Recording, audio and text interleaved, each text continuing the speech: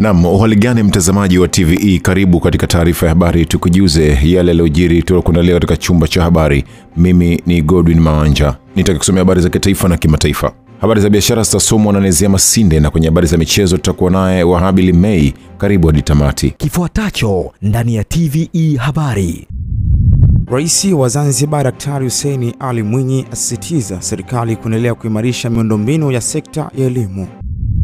Wananchi mkoa wa Mara watakiwa kutumia mikopo inayotolewa na serikali kwa manufaa. Na katika habari za kimataifa, watu 6 wauawa kufuatia uvamizi na wizi wa mifugo nchini Kenya. Rais wa Zanzibar na mwenyekiti wa Baraza la Mapinduzi Dr. Hussein Ali Mwinyi amesema serikali itaendelea kuimarisha miundombinu ya sekta ya elimu, kwani ndio kipaumbele cha kwanza cha serikali inayoiongoza. Taarifa zaidi inasomwa na Mohamed Jamal. Rais Dr. Mwinyi ametoa tamko hilo wakati wa ufunguzi wa skuli 3 mpya za msingi za ghorofa za Chumbuni, Kidichi na skuli ya msingi ya Abeid Amani Karume iliyopo Mwera, ambapo ameeleza kuwa serikali inajikita kuimarisha sekta ya elimu kuanzia ngazi ya msingi, sekondari na vyuo vikuu, kwani ni nyenzo muhimu ya kufanikisha maendeleo katika sekta zote. Amebainisha kuwa kwa muda mrefu Zanzibar ilikuwa ikikabiliana na changamoto 3 kuu katika sekta ya elimu ambazo serikali imeamua kuziondosha, huku akizitaja kuwa ni ukosefu wa miundombinu ya elimu bora, upungufu wa walimu hususan wa masomo ya sayansi, pamoja na ukosefu wa vifaa vya kufundishia na kujifunza. Ukitaka kujua mafanikio tuliyoyapata, tizama matokeo. Matokeo yameshaanza kujionyesha. Tunafanya vizuri mno. Mkuu wa mkoa amesema hapa, waziri amesema hapa kwamba ufaulu katika nchi yetu umeanza kupanda mno. Tulikuwa kipindi fulani skuli za Zanzibar katika ule mtihani wa kitaifa wa form 4 nyingi ndio zile 10 za mwisho. Tunaanza kutoka huko. Mkoa wa Kusini walikuwa chini sana katika elimu, wao wanaanza sasa kupanda juu na wataongoza hivi karibuni. Kwa hivyo ndugu zangu, nasema matokeo yanaonekana. Mimi wala sitokaa hapa nitoke povu kwa kumjibu mtu wale. Sitowajibu hata neno moja. Kazi yangu mimi itakuwa ni kushika mkasi wangu tu, kutembea na kata tu. Aidha, amefahamisha kuwa serikali inakusudia kuziwezesha skuli zote kuwa na viwango bora vya kujifunzia kwa kuwa na vifaa vya kutosha vya kujifunzia, maabara, maktaba na vyumba vya kompyuta ili kuandaa wanafunzi katika ngazi za awali. Naye waziri wa elimu na mafunzo ya amali Lela Muhammad Musa amesema mageuzi yanayoendelea katika sekta ya elimu yanasaidia kuongeza ufanisi katika utekelezaji wa mtaala mpya wa elimu na ongezeko la ufaulu wa wanafunzi. Kwenye miradi hii ambayo tunaizindua maeneo yote Unguja na Pemba, ni katika nia serikali yako ya kufanya mageuzi makubwa ya elimu. Na nataka nikuthibitishie kwa vile tayari serikali zote mbili zimesharidhia mageuzi ya kimtaala. Mtaala ule Mheshimiwa Rais usingali tekelezeka bila ya kuwa na miundombinu hii ambayo serikali yako imeiweka katika maeneo mbalimbali. Tunakupongeza sana. Mtaala ambao tunaita ni competence based, ambao umeweka kipaumbele katika elimu ya ujuzi, inahitaji maeneo rafiki kwa ajili ya mwanafunzi kujifunza na kwa ajili ya walimu kuwafundisha wanafunzi. Haya Mheshimiwa umeyaweka na unaendelea kuyaweka. Akiwasilisha taarifa ya kitaalamu ya ujenzi wa skuli hizo, Katibu Mkuu Wizara ya Elimu na Mafunzo ya Amali Hamisi Abdallah amesema kila skuli imegharimu kiasi shilingi bilioni 4.5 hadi kukamilika, zikiwa na madarasa 29 kila moja, maabara, maktaba na vyumba vya kompyuta. Skuli hizi 3 zimejengwa na kampuni ya FUTS na iliyosimamiwa na wakala wa majengo ya serikali ZBA.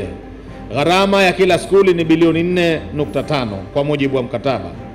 Mheshimiwa mgeni rasmi, skuli hizi ni za ghorofa 2 zenye madarasa 29 kila skuli, vyoo 25, ofisi za walimu, ukumbi wa mitihani, maabara, chumba cha kompyuta pamoja na maktaba na chumba cha kusalia, na kuna chumba vile vile cha ushauri na sahi. Asante sana Mohamed Jamal kwa taarifa hiyo.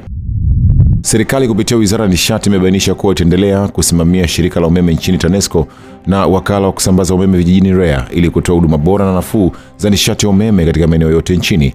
Goodluck Msola ameandaa taarifa zaidi. Akizungumza jijini Dar es Salaam wakati akizindua namba maalum ya kituo cha miito ya simu kinachomilikiwa na shirika la umeme nchini TANESCO, Naibu Waziri wa Nishati Judith Kapinga amelitaka shirika la umeme nchini kuhakikisha wanatoa huduma bora, ikiwa ni pamoja na huduma za kupokea simu za wananchi kwa wakati na kutotoa lugha chafu ili kuwawezesha Watanzania kufurahia huduma za nishati. Kwa mameneja wa mikoa na wilaya nchi nzima, pili, kuhakikisha wateja wanapotoa taarifa za changamoto zao zinatatuliwa kwa usahihi ndani ya yale masaa 4 ambayo tulikubaliana, ili kupunguza malalamiko ya wateja kutofikiwa kwa wakati na kuongeza idadi ya simu zinazojirudia katika kituo cha miito ya simu call center kwa wateja kutoa taarifa za matatizo yale yale kwa kuwa hawakufikiwa ndani ya muda.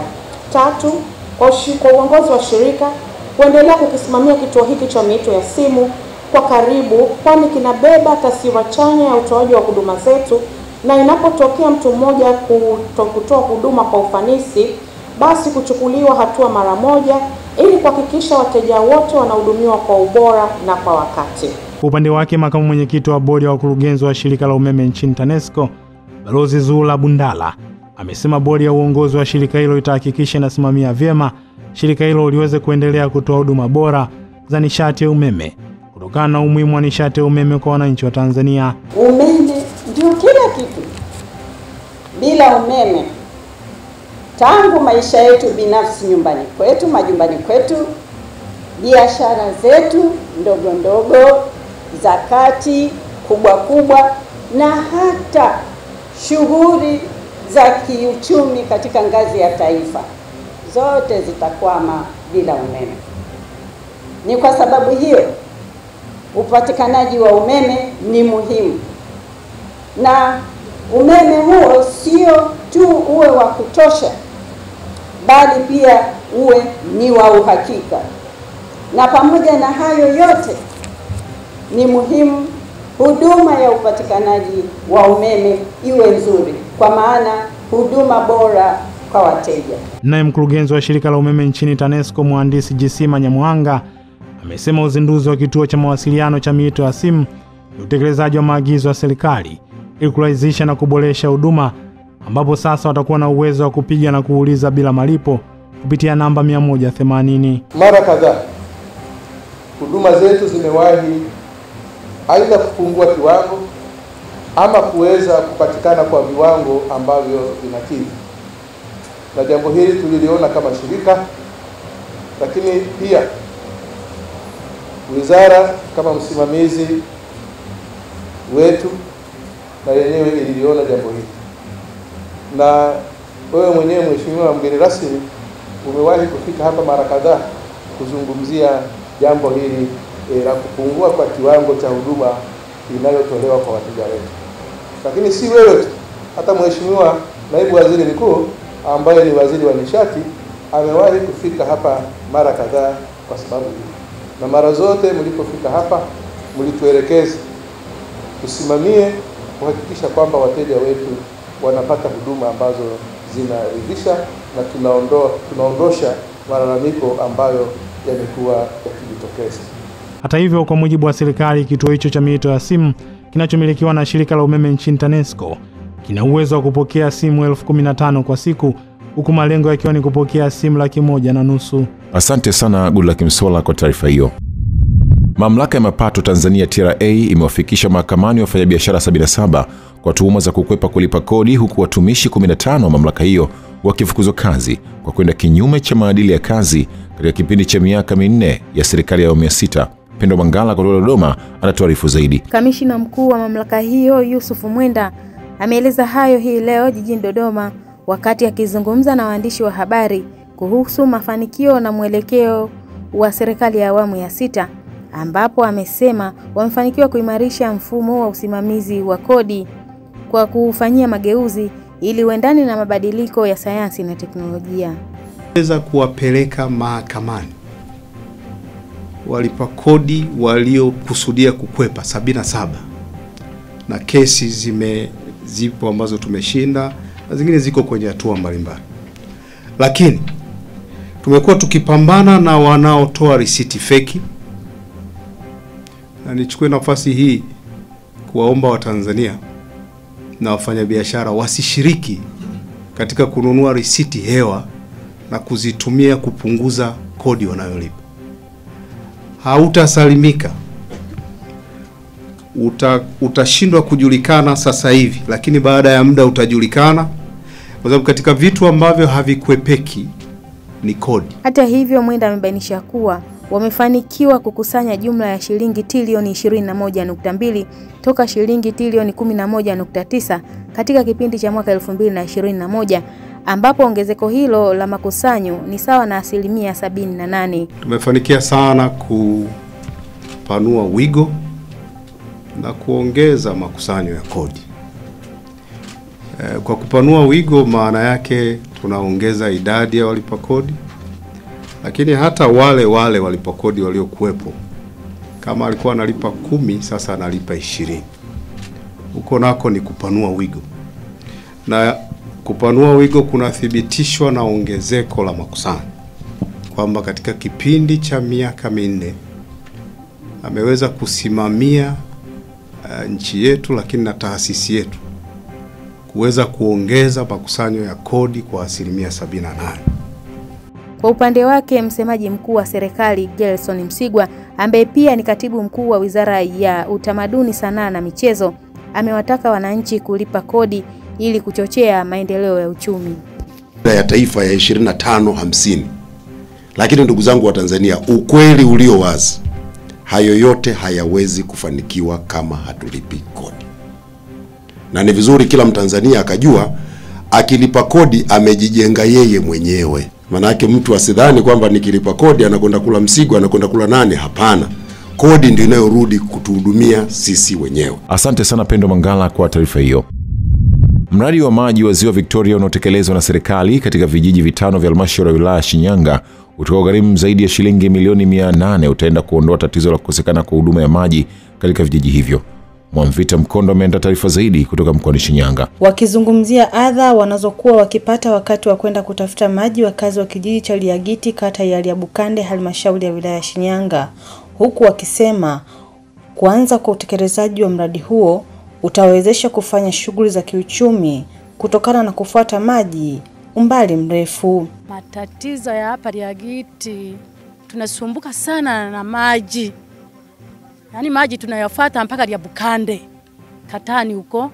Tunapofuatilia maji tunakutana na wanyama wakali kama vile fisi. Maana tunaondoka hapa Liagiti usiku kwenye saa 11. Mimi nimeshukuru kwa kupokea huu mradi, maana tutabadilika kwa kweli. Yaani tunahangaika na maji. Tunafada maji ya Bukande huko kwa baskeli, hata kwa miguu kabisa huna baskeli na unasukuma toroli. Changamoto ya maji ambayo wametuletea tunashukuru sana. Tutakuwa wanawake wazuri, tena tutakuwa tunasukuma maji kwa urahisi. Mradi huu unaenda kutekelezwa, tunaenda kufikisha matenki 6 pamoja hili kishajengwa katika kata hii. Tuna vijiji 7, lakini tayari matenki kila kijiji yameshapatikana. Buzinza kuna tenki litajengwa, Mapingiri kuna tenki litajengwa, Mwashagi tayari walishajenga, Kimandaguli, Liabukande, na sasa hivi tunaelekea hapa Liagiti. Kwa upande wake, meneja wa wakala wa maji na usafi wa mazingira vijijini Ruwasa, wilaya ya Shinyanga, mhandisi Emaeli Nkopi, ameelezea utekelezaji wa mradi huo na kusema kuwa vijiji 75 vitapata maji safi na salama kati ya vijiji 126 vilivyopo katika wilaya hiyo. Katika vijiji vya Buzinza, Mwamakala, Mapingiri, Liagiti na Kimandaguli katika kata ya Liabukande awamu ya pili, ambapo ni specific katika kijiji cha Liagiti wenye thamani ya shilingi milioni 807 678 111 na senti 4 baina ya Ruwasa mkoa wa Shinyanga na mkandarasi Harem Construction Company Limited, ambapo utekelezaji wake ni kipindi cha mwaka mmoja. Akizungumza na wakazi wa kata ya Liabukande, mkuu wa wilaya ya Shinyanga wakili Julius Mtatiro amesema serikali imedhamiria kuhakikisha inamaliza tatizo la maji vijijini kwa kusogeza huduma karibu na wananchi. Huu unapoanza, maana haya ni maji ya Ziwa Victoria, sasa yanaletwa katika kijiji chetu. Kwa hiyo maji yakifika, kazi yetu tukishafunga zile DP, baada ya hapo haraka sana tujiunge na maji, tuunganishe maji haya katika majumba yetu. Na hivi ndivyo ambavyo nchi yetu inakuwa. Kwa hiyo umeletewa maji ya Ziwa Victoria, unga nyumbani kwako, mke wako sasa yale mambo ya kwenda kujitisha ndoo aachane nayo. Na Dr. Samia amesema ajenda yake kubwa kabisa wakati analihutubia bunge kwa mara ya kwanza ni kwamba yeye kama rais wa Jamhuri ya Muungano wa Tanzania anakwenda kumtua mwanamama ndoo, na katika kipindi hiki cha miaka michache ambayo Mheshimiwa Rais ameongoza taifa letu, akina mama wanatuliwa ndoo. Ripoti kutoka mkoani Shinyanga, mimi ni Mwamvita Mkondo wa TVE. Asante sana Mwamvita Mkondo kwa taarifa hiyo. Baraza la Halmashauri ya Jiji la Mbeya limetoa mapendekezo ya ugawaji wa jimbo hilo kufuatia agizo la Tume Huru ya Taifa ya Uchaguzi INEC iliyotolewa na mwenyekiti wa tume hiyo, Jaji wa Mahakama ya Rufani Jacobs Mwambegele, kuanzia kwa mchakato huo. Taarifa ya Daniel Simelta kutoka Mbeya inafafanua zaidi. Nicodemus Tindwa, mkuu wa idara ya utumishi wa halmashauri ya wilaya Mbeya, amesema kuwa jimbo la Uyole linatarajiwa kuwa na kata 13 na mitaa 60 ili kuhakikisha jimbo hilo linakamilika. Sita, Mheshimiwa Mwenyekiti, tulijaribu kuainisha sasa katika kila jimbo ambalo tunaomba kuligawa. Tukianza na jimbo la Mbeya mjini, kama nilivyosema, linatarajiwa kuwa na kata 23 na jumla ya mitaa 121. Ukubwa wa eneo ni kilomita za mraba 127.8.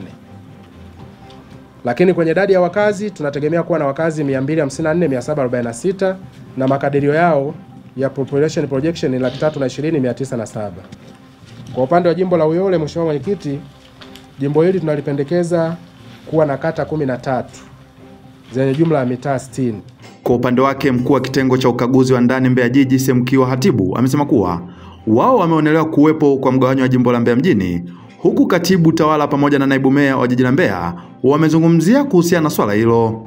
Sasa baada ya kulichambua kwa kina, tulibaini kwamba jimbo la Mbeya mjini kuna uhitaji wa kupata uwakilishi wa zaidi ya jimbo moja, na hivyo tukapendekeza kugawanya majimbo mawili. Meya anakuwa mmoja, halmashauri inakuwa moja. Tunakuja kuripoti wote hapa jiji. Huo ndio utaratibu. Tukipata halmashauri nyingine, basi tutakwenda kwenye upande mwingine, na tuendelee kuelimisha jamaa, marafiki pamoja na wananchi wetu watakaouliza, watakaosikia mfumo huu tunasikia. Sisi diwani na wataalamu wetu wa halmashauri ya jiji tutatoa maelekezo vizuri juu ya mgawanyo huu tulivyougawa. Kosi ni walimu namba 1 kwenye kata zetu. Kwa upande wao, baadhi ya madiwani wamezungumzia umuhimu wa kugawanywa kwa jimbo hilo. Kimaendeleo tuseme tumepata mlango wa kutokea.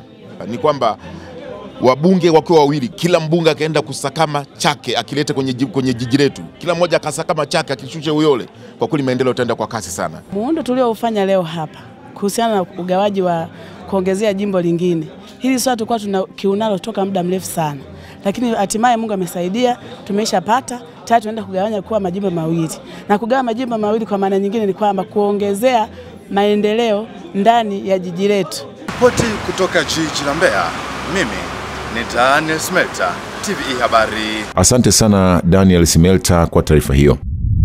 Shule ya sekondari Isangijo iliyopo kata ya ushirika halmashauri ya wilaya Mbogwe mkoani Geita imeendelea kwa mfano wa kuigwa katika utunzaji wa mazingira na uhifadhi wa miti ya asili. Taarifa na Joel Maduka kutoka Geita. Katika ziara ya TV Habari shuleni hapo, baadhi ya wanafunzi wameelezea jinsi mazingira mazuri yanavyowasaidia kujifunza kwa umakini zaidi, huku wakisisitiza kuwa miti mingi ya asili iliyopo shuleni hapo inasaidia kupunguza joto na kuongeza hewa safi, hivyo kuwafanya wawe na utulivu wa akili darasani. Kwa kufanikisha katika utunzaji wa mazingira hapa shuleni, ni mchango mkubwa ambao tunashirikiana walimu, wanafunzi na viongozi wote wa shuleni hapa, ambapo tukifunga shule, tunapokuwa tunafunga shule, walimu wanatoa tamko kama labda tarehe fulani wanafunzi wote mtakiwa mrudi shuleni kwa ajili ya kusafisha mazingira. Wakati mwingine ukiangalia kwa mfano hata kule maabara kule, wakati mwingine anatusaidia kupata hewa. Ukiangalia kule maabara, vyoo vya laboratory kule, kupitia sasa hii miti tunapata hewa, tunaona vizuri. Wakati mwingine bila miti, kwa mfano zile reagent zile hauwezi ukaziona vizuri bila hii miti. Mwalimu wa mazingira shuleni hapo Amos Chacha amesema wameanzisha mikakati mbalimbali ya kulinda na kutunza mazingira, ikiwemo upandaji wa miti kwa wingi katika maeneo ya shule. Sasa mikakati ambayo tumeweka ili kuboresha zaidi ni kupanda miti ya matunda, miti ya mbao. Ukiangalia nyuma ya madarasa kule Mwaka jana tumepanda miti na saizi inaendelea kukua na watoto wanamwagilizia maji ikiwa kiangazi, ingawaje wananchi wanakuwa na kule kulazimisha kwamba ni eneo la kwao, ni kijini cha kwao. Mheshimiwa Rais Samia Suluhu kwenye upande wa elimu ameboresha asilimia kubwa sana. Ukiangalia sekondari yangu ya Isangejo ametuletea madarasa 5. Maana yake ni milioni 100. Kwa hiyo hapa tuna madarasa mpaka ya extra. Kwa hiyo wanafunzi wanapata huduma ya darasani inavyotakiwa. Mwenyekiti wa Umoja wa Vijana wa Chama cha Mapinduzi CCM mkoa wa Geita Manjale Magambo amepongeza juhudi za shule ya Isangejo katika utunzaji wa mazingira na kuzitaka shule nyingi kuiga mfano huo. Kama sehemu ya kuunga mkono juhudi hizo, amekabidhi zawadi ya luninga na king'amuzi kwa shule hiyo, vifaa ambavyo vitasaidia wanafunzi kufuatilia makala za mazingira na kujifunza zaidi kuhusu umuhimu wa uhifadhi na utunzaji wa mazingira. Mazingira ya shule hii ni mazingira mazuri sana. Tumevutiwa na wanafunzi jinsi mnavyotunza mazingira ya shule hii. Na ndio inaashiria ya kwamba ninyi ni wasafi, mnang'aa. Na mazingira mkiyatunza, mtapata hewa nzuri na mtasoma vizuri. Na afya itakuwa vizuri. Kwa mazingira ya shule, na mimi nikiwa mwenyekiti wa vijana wa mkoa, nitoe wito tu kwa shule zingine zote, zitunze mazingira. Zipande miti, zitunze miti ya asili kama iliyopo kwenye hii shule ya Isangejo, kwani mazingira ni mazuri kwa afya zetu. Shule ya sekondari ya Isangejo iliyopo katika kata ya Ushirika wilayani Mbogwe ni miongoni kati ya shule ambazo zimeweza kufanikisha kwa kiasi kikubwa katika swala la utunzaji na uhifadhi wa mazingira. Mara nyingi wao wamekuwa wakiozesha zile ambazo zinaitwa ni taka na mwisho wa siku kuzitumia kama mbolea. Nikiripotia luninga ya TVE kutoka hapa wilayani Mbogwe mkoani Geita, mimi ni Joel Maduka. Asante sana Joel Maduka kwa taarifa hiyo tokea hapo Geita. Imeelezwa kuwa hatua ya utolewaji wa mafunzo ya itifaki na namna ya kuratibu mikutano na makongamano ya kimataifa kwa wadau wa uratibu wa matukio nchini kutasaidia kuongeza ufanisi wa uandaaji mikutano na uratibu wa wageni ambao wamekuwa wakiongezeka kufuatia Tanzania kwa mwenyeji wa mikutano na makongamano ya kimataifa. Taarifa zaidi na Goodluck Msola. Hayo yamesemwa jijini Dar es Salaam kupitia kwa mwenyekiti wa bodi Omari Kimbali pamoja na mkurugenzi mtendaji wa kampuni ya High Levels Anthony Williams wakati wa kutangaza jina jipya la kampuni hiyo ambayo zamani itambulika kama The Diplomatic, ambapo wamesema hatua ya Wizara ya Mambo ya Nje kutoa mafunzo kwa kampuni za uratibu wa matukio nchini kutaimarisha weledi na viwango hasa katika eneo la itifaki. Kwa wale wenzetu ambao pia ni stakeholders kwenye hichi kitu, ama watoa huduma wenzetu, sisi we are not competitors. Kwa sababu kuna notion watu wakidhani kwamba sisi ni competitors. Sisi we are not competitors. Sisi ni fellow service providers. Kama unavyoona Tigo, ukaona Airtel, ukaona Halotel, nadhani ni swala tu la kutoa huduma.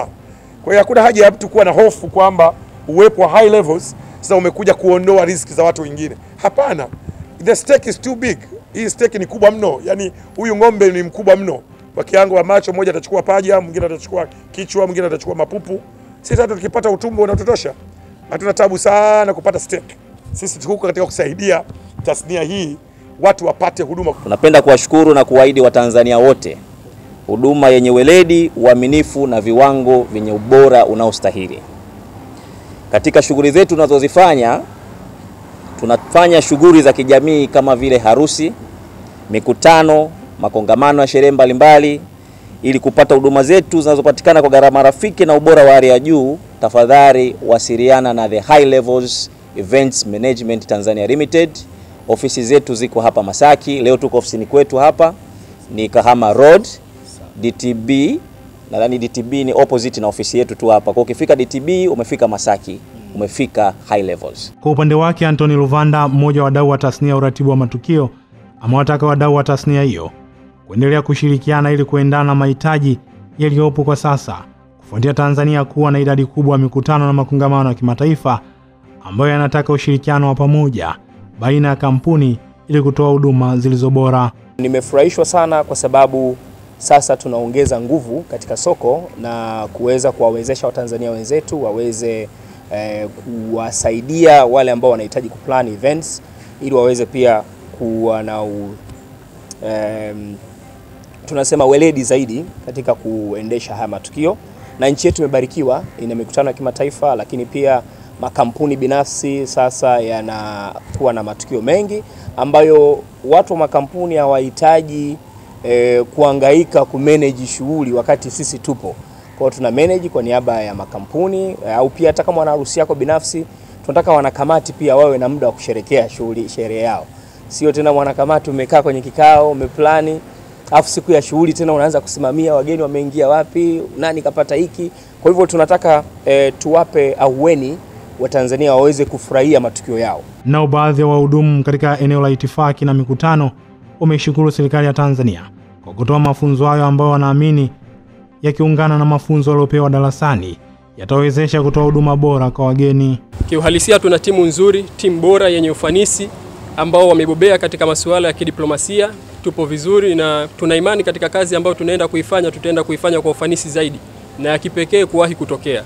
Hilo tunajiamini kwa sababu tayari tuko vizuri, tuna mafunzo, na ukiachia hiyo tumefanya itifaki nyingi za kimataifa ambazo tayari tuna uzoefu nazo. Tulichokipata chuo ndio tunachokuja kukifanya.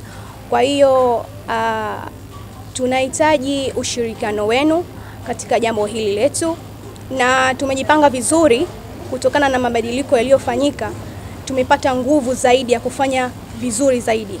As you can see, we are high levels. Asante sana Goodluck Msolla kwa taarifa hiyo. Makatibu itikadi, siasa na uenezi 82 wa Chama cha Mapinduzi CCM kutoka kata na matawi kwenye halmashauri ya wilaya ya Kilolo wamesema utekelezaji wa ilani ya uchaguzi ya chama hicho uliofanywa na serikali ya awamu ya 6 katika kipindi cha miaka 4 umeifanya kazi yao ya uenezi kuwa rahisi kutokana na miradi mingi hasa katika sekta ya maji na afya kutekelezwa. Shalom Robert kutoka Iringa anasimulia zaidi. Wahenga wanasema mwenye macho na aone na mwenye masikio na asikie. Kauli hii ina mengi ya kutufunza, kama ambavyo makatibu wenezi wa CCM wilaya ya Kilolo wanavithibitisha juu ya kazi kubwa inayofanywa katika kipindi hiki cha awamu ya 6.